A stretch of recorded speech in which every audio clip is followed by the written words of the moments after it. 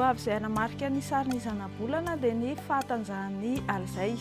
Izany hoe mangatsiaka ary mandrivotra ny andro amin'ny fiafaran'ny herinandro, isy ny herikany amin'ny ilany atsinanan'ny havoatany ary isy ihany koa ny orana amin'ny morontsiraka atsinanana. Tsara ihany koa ny manamarika fa ny mpanjono amin'ny morontsiraka atsinanana Madagasikara iny, ny amin'ny morontsiraka eo anelanelan'ny Nosy be Samborano sy Mahajanga ary ny morontsiraka atsimo andrefana dia mila mitandrina satria ahery be ny ranomasina ary ho mafy dia ho mafy ny fitsokan'ny rivotra.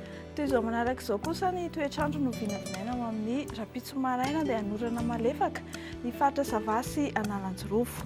Olalovan-drahona kosa ny faritra Atsinanana, Vadivavy Fitonasy Atsimo Atsinanana, Ibalika be ny masoandro ny amin'ny faritra Sisa. Ho amin'ny Rapitso tolakandro dia mbola toetr'andro ny orana fa somary aka endrika tandrivon-drahona izany ny faritra Savasy Analanjorofo. Olalovan-drahona kosa ny atotany amin'ny faritany Antsiranana teo aloha, ifandimy ny rahona sy masoandro ny faritra Vadivavy Fitonasy Atsimo Atsinanana ary Ibalika be ny masoandro ny amin'ny faritra Sisa. Mikasika ny maripana no vinavinaina ao amin'ny Rapitso indray dia somary misy fidinany kely, indrindra ihany koa ny amin'ny fiafaran'ny herinandro. Ao amin'ny Rapitso maraina izao dia 4 hatramin'ny 14 degré ny aty amin'ny faritry ny havoatany, ny amin'ny faritra morontsiraka kosa 17 hatramin'ny 12 degré Celsius.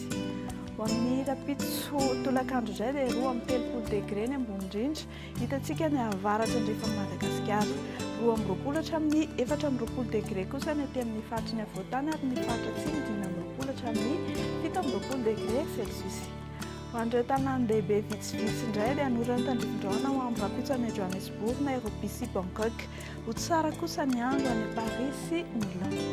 Ho an'ireo nosy rahavavy manodidina dia anorana tandrivon-drahona any Paoly sy Seychelles, ifandimy rahona sy masoandro any Comore ary Ibalika be ny masoandro ny faritry Saint-Denis. Dia izay indray no azonao roso antsika manome fotoananao amin'ny manaraka indray. Velona tompoko.